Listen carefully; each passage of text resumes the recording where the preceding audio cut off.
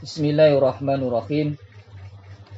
Tafaqqah fa innal fiqha afdalu qa'idi ilal birri wat taqwa wa adalu qasidi wal ilmul hadi ila sananil huda wal hisnu yunji min jami'i syada'ida. Ngajiyo fikih krono unggule kang nuduhake maring bagus lan wedi Allah luwi jejeke ilmu fikih kang nuduhake dalam pitutur yo benteng kang nyelametake sekabeh pakewu. Artinya Bismillahirrahmanirrahim. Kalau bacakan maknanya. Bismillahirrahmanirrahim. Tafaqqah ngajiyo sapa sira kainal fikha mongko sak temene ilmu fikih iku afdalu qaidi luwe afdole luwe unggule qaidi perkara kang nuduhake ilal birri maring kebagusan wat taqwa lan ketakwaan wa adalu qasidi lan luwi jejeg-jejege qasidi perkara kang jejeg wa utawi ilmul fikhi ku ilmu hati kang nuduhake ila sananil huda maring dalane pitutur. Wa utawi ilmu fikih iku hisnun dadi tameng atau dadi benteng yunji kang nyelametake apa al ilmu fikih min jami'i syada'idi maring sakabehane syada'idi pekewu atau syada'idi kesusahan. Maka pelajarilah ilmu fikih karena ilmu fikih adalah sebaik-baik penuntun menuju kebaikan dan ketakwaan, dan paling lurusnya sesuatu yang lurus. Ilmu fikih adalah lambang yang menunjukkan jalan hidayah dan benteng yang menjaga dari setiap sesuatu yang memberatkan.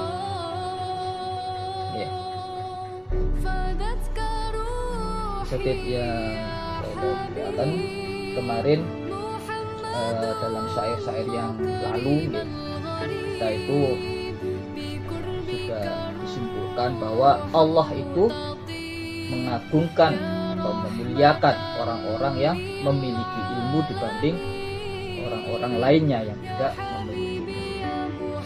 Wadawu yarfa'illahu alladziina aamanu minkum walladziina utul ilma darajat. Allah akan meninggikan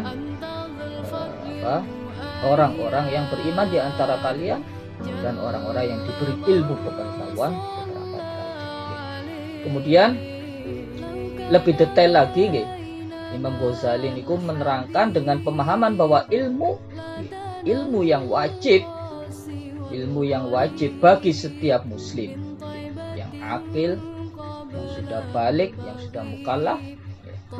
Maka apa? Yang pertama adalah ilmu tauhid.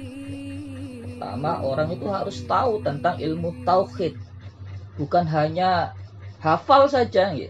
Kemarin kita bahas di Aqidatul Awam. Fa'lam bil wujubil ma'rifah.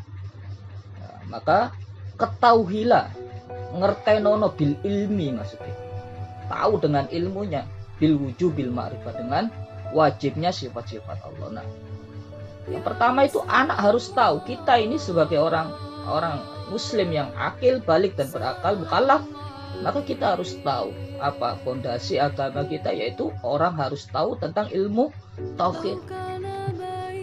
Itu adalah ilmu yang pertama yang wajib diketahui, kata Imam Ghazali di kitab fikih, yaitu apa? Orang itu harus tahu tentang ilmu tauhid. Yang kedua, orang itu juga harus tahu tentang ilmu amal dan larangan. Artinya ilmu amal dan larangan itu ilmu syara', ilmu fikih. Mana yang dilarang, mana yang diperintahkan, ini harus dihindari, ini harus dilakukan, ini wajib, ini haram. Nah, itu ilmu fikih yang mengaturnya. Sebab jika tanpa ilmu tauhid, manusia tidak akan mengenal Tuhannya. Tanpa ilmu tauhid, kita tidak akan tahu akan hakikat Allah, hakikat diri kita, hakikat manusia, hubungan manusia dengan Tuhannya. Itu dijembatani dengan ilmu tauhid. Dan dengan ilmu fikih, manusia tanpa ilmu fikih, tanpa ilmu fikih manusia tidak akan mengenal perintah-perintah dan larangan-larangan Tuhannya. Maka dia, orang-orang yang tidak belajar fikih, orang-orang yang tidak belajar tauhid, seakan-akan mereka adalah orang buta yang hidup di dunia ini. Orang tanpa tauhid, dia tidak tahu akan Tuhannya, tidak tahu akan definisi kesejatian dirinya sebagai manusia, kesejatian dirinya sebagai hamba Allah. Bahkan dia tidak mengenal Allahnya, tidak mengenal betapa hebat, betapa agung Allahnya.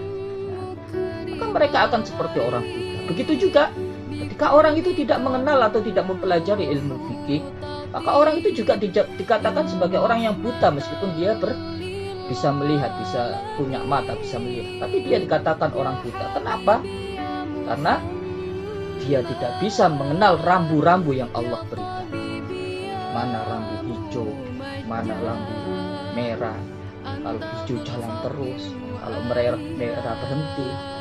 Ada tanda larangan tidak boleh berhenti. Kita kalau berjalan saja, kita naik motor, nggak paham tentang rambu-rambu lalu lintas, apa yang terjadi? Pasti kita akan celaka atau terjadi kecelakaan di jalan raya. Wayai hijau mandek, wayai abang diterabas, ya pasti kecelakaan. Ya. Rambu tidak boleh berhenti, kita berhenti di situ. Padahal di situ area yang rawan kecelakaan, tidak boleh berhenti. Ya pastinya kita akan ditilang sama polisi. Dan begitu juga orang yang tidak mengenal tentang ilmu fikih, tidak mengenal aturan-aturan Allah, tidak mengenal perintah-perintah Allah, maka dia pun dianggap sebagai orang yang buta.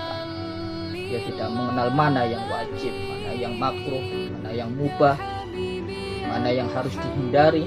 Terus ditabrak semuanya. Orang jualan tapi tidak tahu tentang fikihnya, maka semuanya ditabrak. Bah apik, bah elek diomong apik kabeh. Sudah betuli karena tidak tahu larangannya. Dianggap semuanya biasa saja. Ya, 1 kilo kurang misalnya, kurang rong-on, kurang sak-on, dianggap sak kilo. Dikatakan 1 kilo. Ya itu kan tidak jujur karena dia tidak mengenal perintah-perintah Allah, bahwa begini ini haram, yang begini ini halal, ya, yang halal ini dikerjakan, yang haram ditinggalkan. Nah itu semuanya diatur oleh ilmu-ilmu fikih. Kapan orang itu wajib harus melakukan sholat, ya. Kapan dia wajib melakukan ibadah puasa, ya. Kapan wajibnya dia membayar zakat. Nah itu kalau orang tidak mengenal ilmu fikih, ya, tidak belajar ilmu fikih, maka orang itu akan buta akan perintah-perintahnya. Kemudian, apa ilmu fikih niku? Secara bahasa, ma'rifatul bil ahkami syar'iyyah al-amaliyah bi'adatiha tafsiliyatun.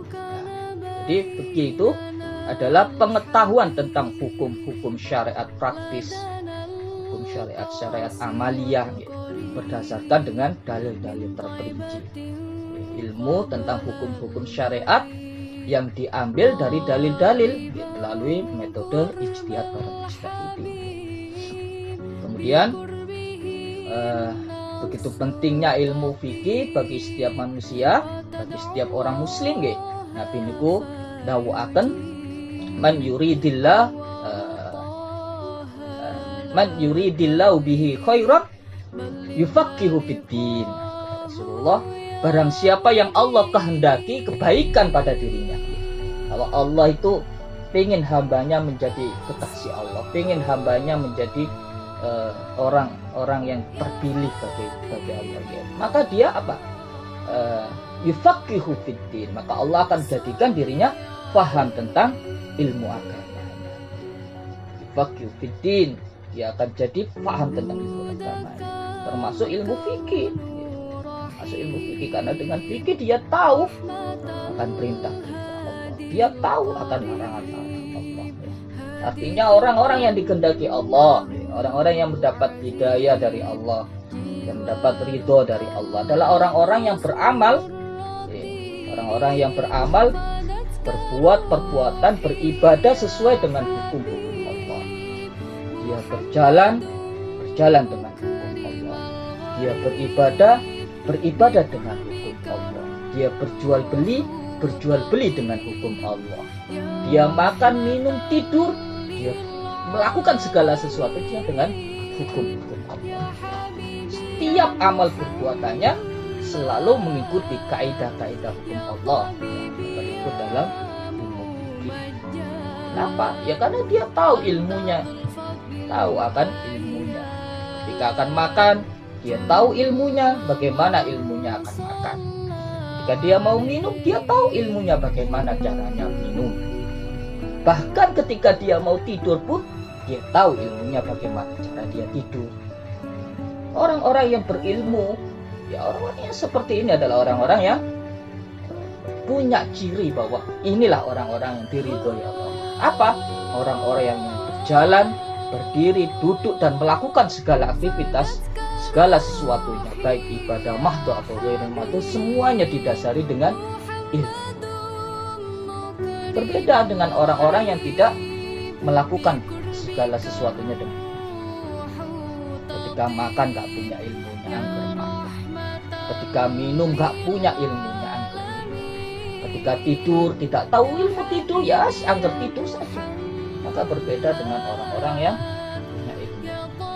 Ketika makan, ya makan dengan perut, makan dengan tangan. Sama seperti yang dianjurkan oleh Rasulullah. Ya gulam, samillah wa kul biyaminik wa kul mimma yalik. Rasulullah kepada sinten Ibnu Mas'ud kalau tidak salah, ya gulam, ya Nabi niku dawi sahabatnya, yang masih kecil, siapa gulam di situ itu anak pemuda. Ya gulam, wahai pemuda, samillah, bacalah basmalah, wa kul biyaminik, makanlah dengan tangan kanan, wa kul mimma yalik, makanlah apa yang bisa engkau raih, yang dekat-dekat saja, yang jauh tidak usah diambil. Itu adab ketika orang itu makan. Ilmu-ilmu yang seperti ini kalau tidak dipelajari ya nggak akan tahu.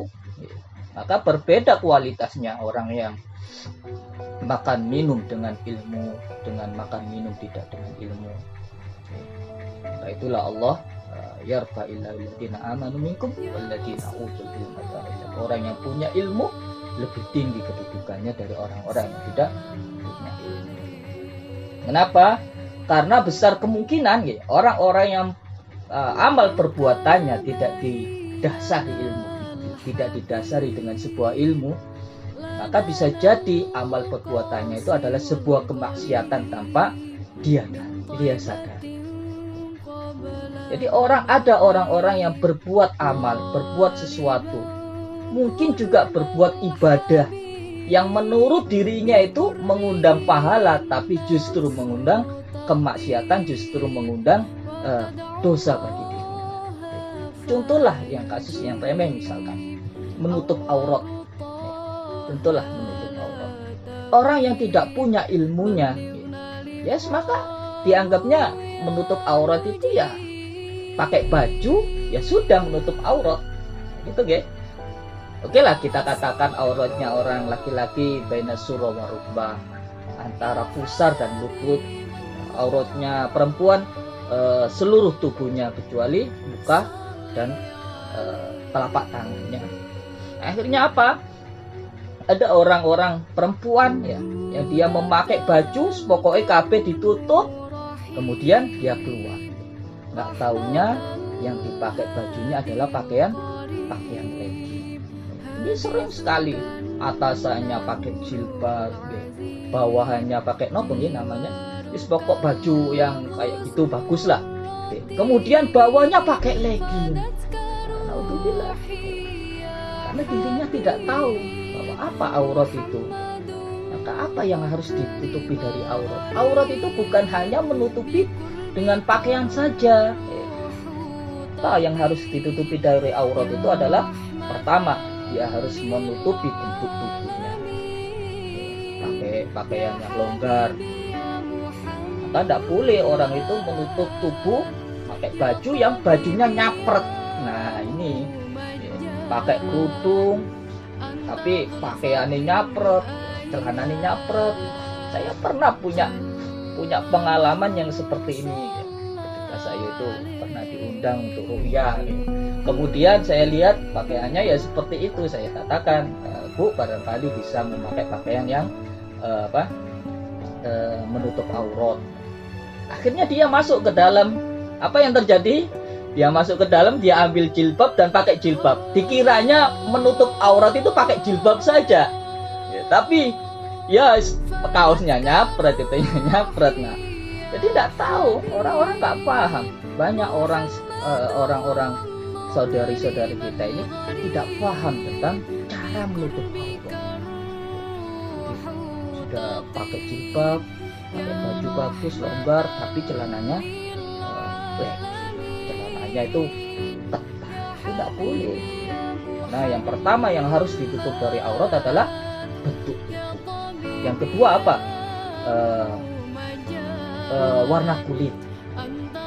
Nggak boleh pakai stok misalkan pakaian yang warnanya seragam dengan kulit. Kemudian yang ketiga adalah kulitnya. Jadi ada orang pakai baju dari kain transparan misalkan, dari plastik transparan. Ya meskipun longgar, meskipun tidak sewarna, tapi dia transparan. Nah, itu juga tidak boleh. Maka yang tidak boleh yang harus ditutupi adalah bentuk tubuh, warna kulit dan kulitnya. Nah, itu yang harus ditutupi dari aurat. Nah, itu contoh kecil saja, semisal aurat saja. Banyak orang-orang yang melakukan amal aktivitas, dikiranya dia sudah beribadah menutup aurat, tapi tidak didasari dengan ilmu, tidak tahu ilmunya. Maka apa yang dilakukan, yang dikiranya mendatangkan pahala, malah mendatangkan murka Allah. Kenapa? Karena dia tidak mendapatkan atau tidak tahu akan ilmunya, ilmu fikih. Maka dengan tegas dalam syair tadi tafaqqah fa innal fiqha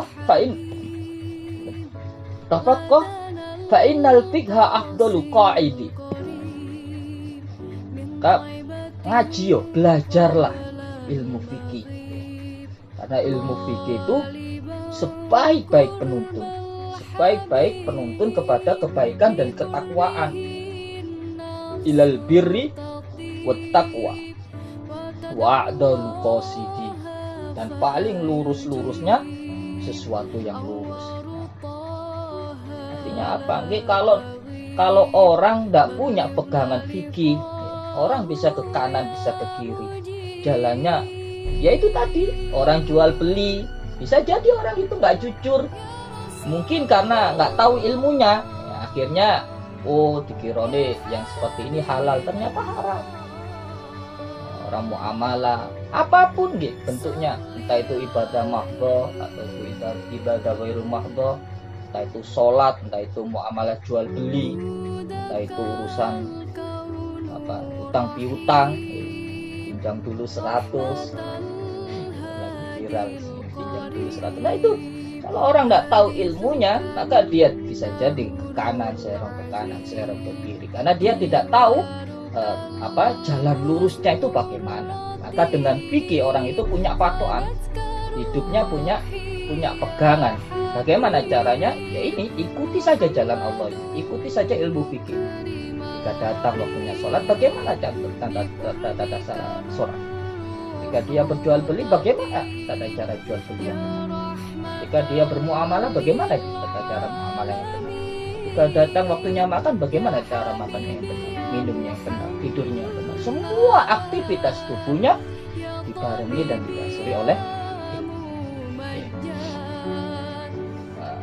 sebegitu pentingnya ilmu fikih bagi setiap orang, hingga dikatakan mampu mempengaruhi kebaikan seseorang, ilal birri wat taqwa, dan mampu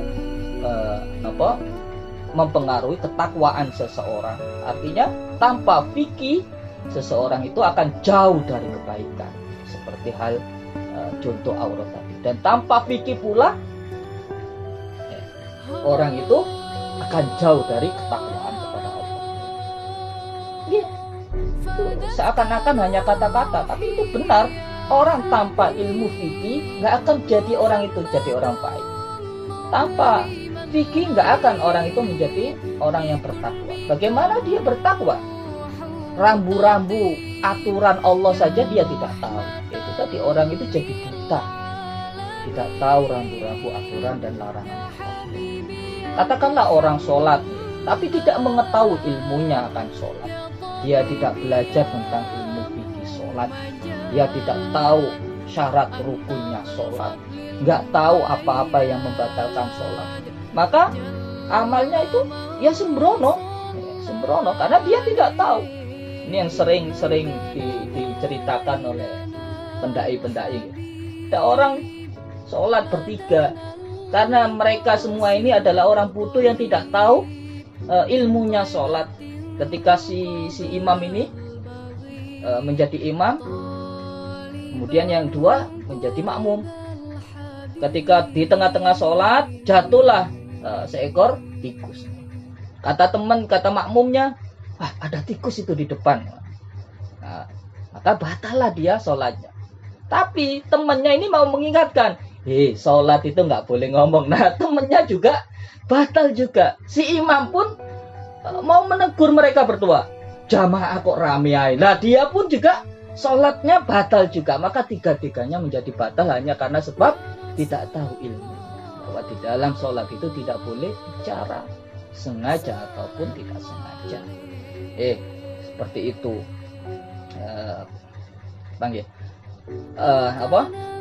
Wa kullu man bi ghairi ilmin ya'malu amaluhu mardudatun la tuqbalu.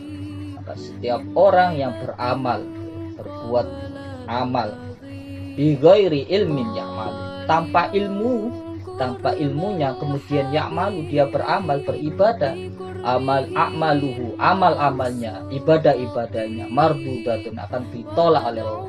La tuqbalu, tidak akan pernah diterima oleh Allah. Karena amal ibadahnya akan menjadi sembrono.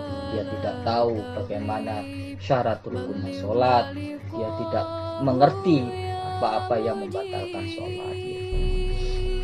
Dalam sebuah riwayat Nabi niku pernah ketemu sama setan, dan setan ini bimbang, ragu-ragu akan menggoda seseorang di dalam masjid. Dia dilihat setan ini maju mundur,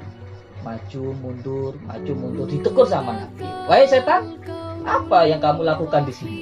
Setan ini biiznillah dia bicara sama Rasulullah. Saya ini hendak masuk masjid untuk mengganggu atau merusak sholatnya, ibadahnya orang itu. Kemudian apa yang kamu lakukan kok maju mundur dari tadi? Saya ini takut, wahai Rasulullah. Saya ini takut pada orang yang tengah tidur itu. Rasulullah pun heran. Dia bilang, Rasulullah tanya, loh, wahai setan, kenapa kamu ini justru takut pada orang yang tidur ini? Malah justru kamu tidak takut pada orang yang sedang sholat ini. Padahal dia ini sedang beribadah, bermunajat, menghadap kepada Allah. Sedangkan orang yang tidur ini dia malah sedang tidur, sedang posisi tidak sadar. Apa jawab setan? Wahai Rasulullah, orang yang sedang sholat ini sebenarnya adalah orang yang bodoh. maka mengganggu sholatnya itu adalah perkara yang mudah. Akan tetapi wahai Rasulullah, sedangkan orang yang tidur ini adalah orang yang berilmu, orang yang alim, orang yang pandai. Maka saya lebih takut orang yang tidur ini daripada orang yang bodoh yang sedang menjalankan sholat ini. Kenapa bisa sampai sedemikian? Bahkan orang-orang yang berilmu pun itu lebih ditakuti dari setan daripada orang-orang yang beribadah tapi dia tidak mengenal ilmu, tidak mengenal tentang ilmu. Kenapa? Ya, karena memang orang yang tidur pun, meskipun dia tidur dengan ilmu. Sedangkan orang yang beribadah, dia beribadah tanpa ilmu. Maka seakan-akan dia jengkang-jengking tanpa adanya tumakninah, tanpa dia tahu apa yang harus dilakukan, apa yang harus ditinggalkan. Sedangkan orang yang tidur, meskipun dia posisi tidur, dia tidur dengan ilmu. Maka Allah pun lebih memuliakan orang yang tidur itu. Sampai-sampai setan pun takut sama orang alim yang tidur daripada orang yang beribadah. Al-fiqhu afdalu qaidi ilal birri wat taqwa. Maka ilmu fikih itu adalah sebaik-baik penuntun ilal birri wat taqwa, kepada kebaikan, kepada ketakwaan. Dengan ilmu fikih orang menjadi tahu setiap amal perbuatannya mengandung 5 konsekuensi hukum. Ada hukum wajib, ada hukum sunnah, ada hukum mubah, ada hukum makruh, ada hukum haram. Karena dengan orang tanpa fikih orang nggak akan tahu mana yang halal, mana yang haram, mana yang subhat. Maka semuanya dianggap sama saja.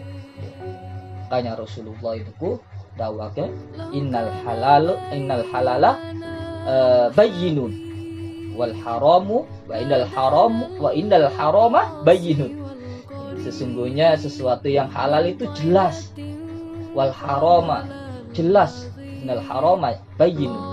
Sesuatu yang haram itu juga jelas. Wa bainahuma umurun mutasyabihah, dan di antaranya itu ada ada perkara-perkara yang subhat, yang sama-sama halnya, yang kebanyakan manusia itu tidak mengetahuinya. Di lanjutnya hadis niku, barang siapa yang menghindari perkara-perkara subhat, perkara-perkara yang samar-samar antara hukum halal dan haramnya, maka ia telah membersihkan agama dan kebajikan. Ya, orang-orang yang wirai, orang-orang yang wirai, ya menjaga dirinya dari perkara-perkara yang subhat. Misal makan itu halal, minum itu halal. Tapi kalau kita makan terlalu kenyang, kalau minum terlalu kenyang, apalagi di posisi-posisi jam-jam tertentu, nanti kalau aku makan terlalu kenyang, ini saya jadi ngantuk, nggak bisa ibadah. Entah itu ibadah mahdoh atau ghair mahdoh. Maka saya harus makan sedikit atau makan ya seperlunya saja. Itu jadi subhat. Makan terlalu banyak, minum terlalu banyak, itu jadi subhat. Meskipun awalnya atau perkara yang dimakannya itu adalah hal-hal yang halal. Ya. Makanannya makanan halal, minumannya minuman halal. Tapi karena situasi tertentu, karena faktor-faktor tertentu, makanannya itu berubah menjadi subhat, samar-samar antara halal dan haramnya. Bagaimana kalau aku nanti makan terlalu kenyang, akhirnya aku tidur karipan gak iso sempat, itu jadi subhat. Makanya Nabi niku ndawuhaken nahnu qaumun la naqulu hatta nasju'a wa idza naqulu la sabu'a. Kami ini kaum yang tidak makan ketika kita ini tidak lapar. Dan kalaupun kita makan tidak pernah merasa kenyang. Nah, ini berbeda dengan kita. Berbeda dengan kita. Kalau Nabi niku, kita ini kaum-kaum yang tidak akan makan kalau nggak lapar. Kita waktunya makan pagi, sarapan, makan siang, Kalau ada makan sore, jajan lah paling enggak. Makan malam, makan lagi. Meskipun tidak lapar. Ya, ini yang perlu ya alam lah ya seperti itu. Dan kata Nabi, wa idza naqulu la nasju'a. Wa idza naqulu la sabu'a. Dan ketika kalaupun kita ini makan la sabu'a, tidak pernah merasa kenyang, tidak pernah sampai merasa kenyang. Kenapa? Ilmu makan minumnya Nabi itu, kalau Nabi, dan ini bisa dibuktikan dengan ilmu kedokteran, makan yang paling sempurna itu apa? Sepertiganya itu makanan, sepertiganya itu minuman, dan sepertiganya itu hawa. Jadi nggak sampai kenyang. Nabi makan nggak pernah sampai kenyang. Kalau kita nek durung mampet nggih, nek durung sampai glegen-glegen ngono wis gak mari-mari. Sak piring rong piring nek wis krasa wareg mandeg. Nah, Nabi ndak seperti itu. Sepertiganya makanan, sepertiganya adalah air, dan sepertiganya adalah hawa. Jadi disisakan dipertiga makanan itu. Airnya dipertiga, hawanya dipertiga. Jadi nggak kenyang. Kalau kita kan enggak. Kalau begitu makan, apalagi kalau puasa, nggih, masya Allah, kita ini kalau puasa itu jor-joran, gelek takjil itu jor-joran, kabeh dipesen, koyo isok dimakan semuanya. Begitu azan ya, kita makan sebanyak-banyaknya. Nalikane masuk isya, ketika kita akan terawih kekenyangan, nggak bisa terawih. Nah itu makruh. Hal seperti itu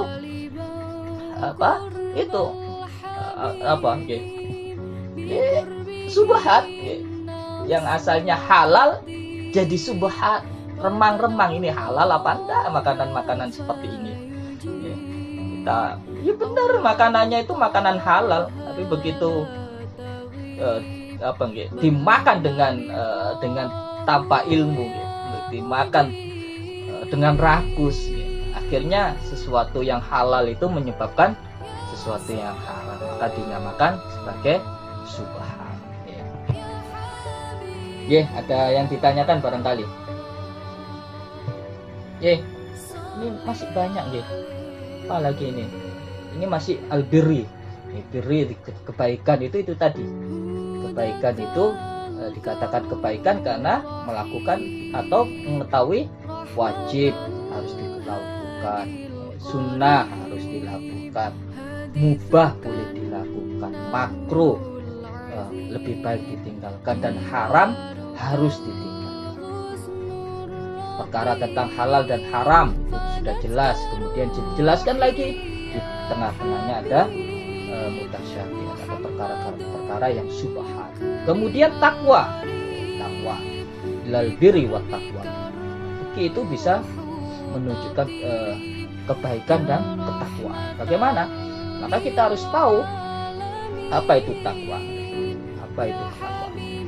Kita ini sering ittaqullah, sering kali mendengar di ceramah Jumat, khutbah Jumat itu ittaqullah. Tapi apa takwa itu? Ya secara garis besarnya imtisalul awamiri wa ijtinabun nawahi, menjalankan perintah-perintah Allah, wajib, sunnah, kemudian meninggalkan hal-hal yang dilarang oleh Allah, makruh, haram, itu semuanya ditinggalkan. Tapi Imam Ghazali niku membagi takwa niku dibagi menjadi 3 tingkat. Pertama, takwa itu dimaknai sebagai khosyah. Khosyah itu adalah rasa takut dibarengi dengan kecintaan kepada Allah.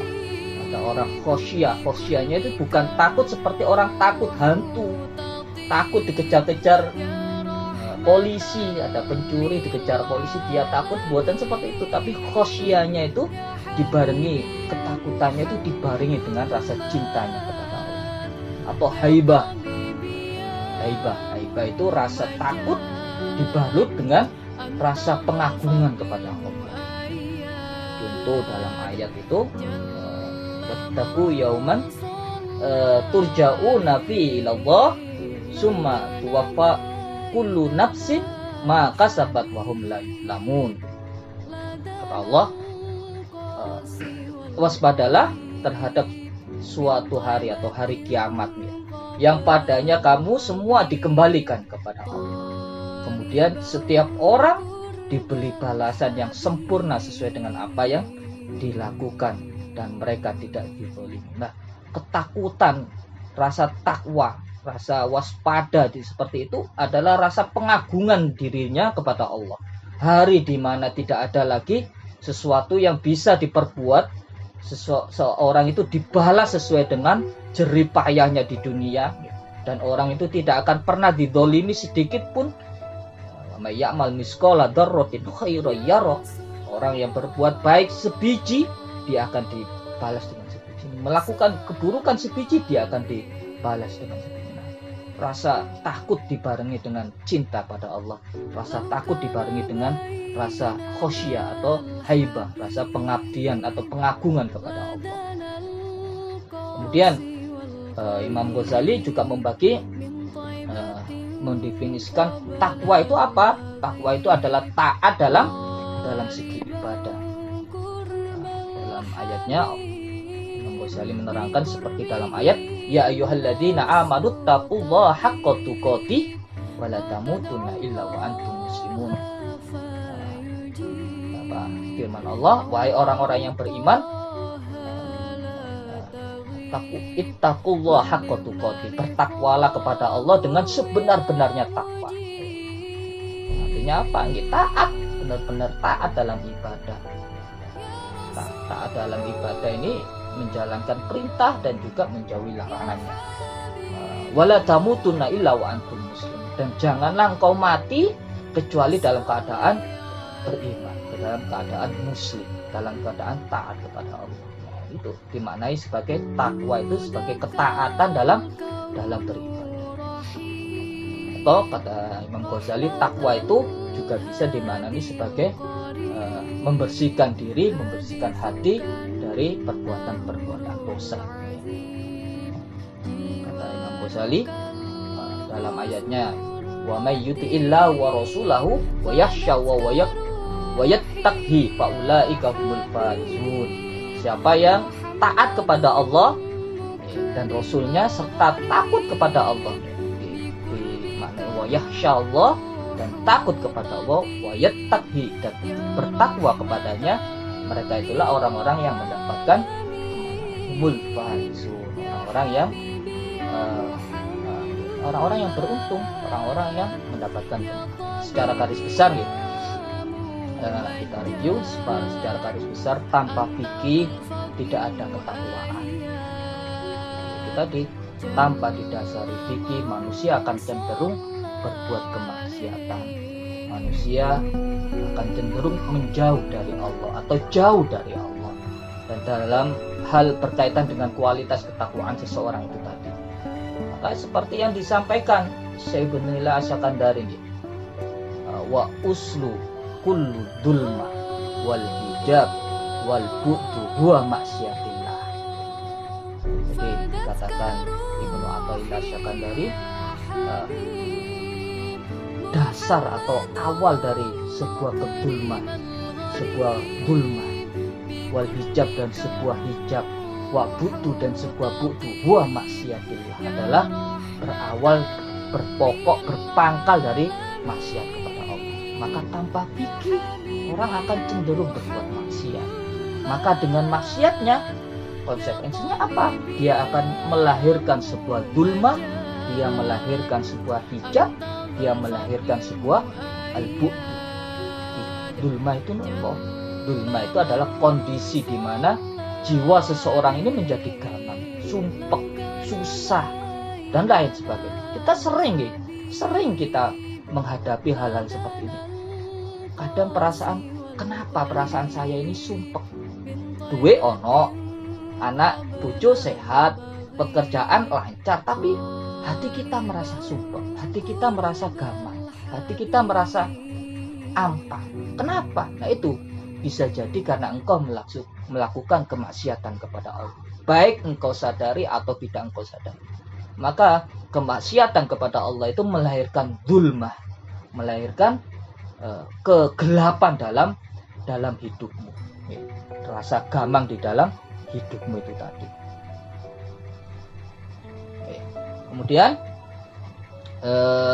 al-hijab, kemaksiatan itu juga akan melahirkan al-hijab. Apa hijab itu? Tertutupnya hati seseorang, tertutupnya ruhani, spiritual seseorang dari sirullah. Maka hatinya tertutup. Kebalikan dari al-hijab itu al-kasyaf. Hatinya terbuka dari sesuatu yang menutupi hati. Hijab itu hatinya tertutup, tidak bisa melihat anugerah-anugerah Allah, tidak bisa melihat nikmat-nikmat Allah, tidak bisa melihat hikmah-hikmah yang Allah berikan. Kenapa? Karena hatinya al-hijab, hatinya terhijab dari melihat itu semua. Nah, apa yang menyebabkan hijab itu adalah maksiatillah. Apa yang menyebabkan maksiatillah itu adalah karena dirinya tidak tahu ilmu fikih. Semuanya berkaitan. Yang terakhir adalah kondisi al-bu'du. Al-bu'du itu jauh dari Allah. Bukan jauh secara fisik, jauh dari derajat.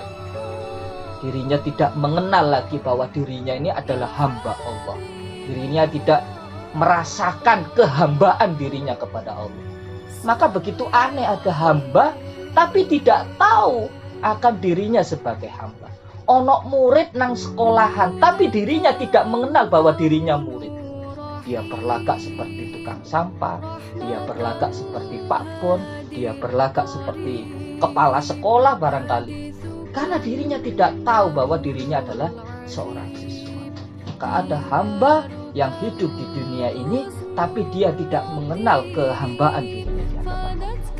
Maka dia mendapatkan bu'du, jauh dari Allah. Nah, jadi apa sebabnya? Ya, kembali lagi karena dia tidak mengenal ilmu. Maka begitu pentingnya ilmu fikih itu, pentingnya mengenal ilmu fikih itu karena melahirkan atau konsekuensinya begitu besar. Ilal birri wat taqwa.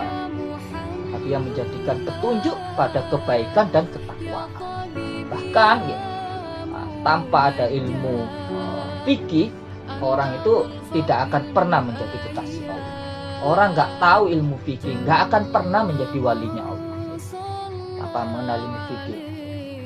Maka Imam Syafi'i itu mengatakan, idza ra'aitumur rajula yamshi 'alal ma' wa yatiru fil hawa fala tattaru bihi hatta ta'radu amruhu ilal birri alal kitabi was sunnah.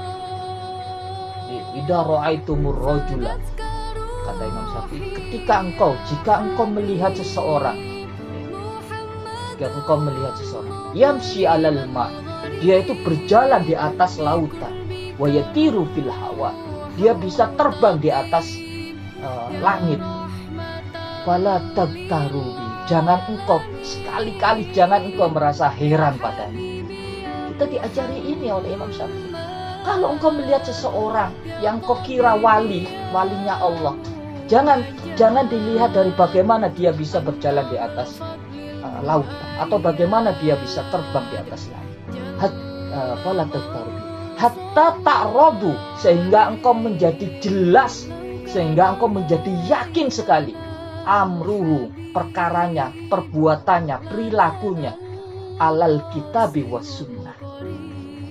Sesuaikah perbuatannya itu sesuai dengan Al-Quran dan sunnah Kanjeng Nabi? Ya. Ada orang ngaku walinya Allah tapi nggak sholat. Ada orang ngaku walinya Allah tapi ya naudzubillah, ya, perbuatannya seperti itu. Ya, hal-hal yang seperti itu, gitu. Seringkali kita melihat hal-hal yang kagum di luar kepala kita karena khairul ada, mungkin terbang, mungkin bisa berjalan di atas lautan. Apa seperti itu ciri sebagai wali Allah? Bukan. Kata Imam Syafi'i, hatta ta'radu amruhu alal kitabi was sunnah. Ciri utama seorang walinya Allah itu bagaimana? Dia berjalan sebagaimana Al-Quran dia berjalan sebagaimana sunnah-sunnah Nabi, hatta ta'radu amruhu alal kitabi was sunnah. Bisa jadi orang-orang yang memang bisa terbang atau bisa berjalan, bisa jadi itu adalah bukan sebagai bentuk karomah, tapi sebagai bentuk penghinaan dari Allah, karoha dari Allah.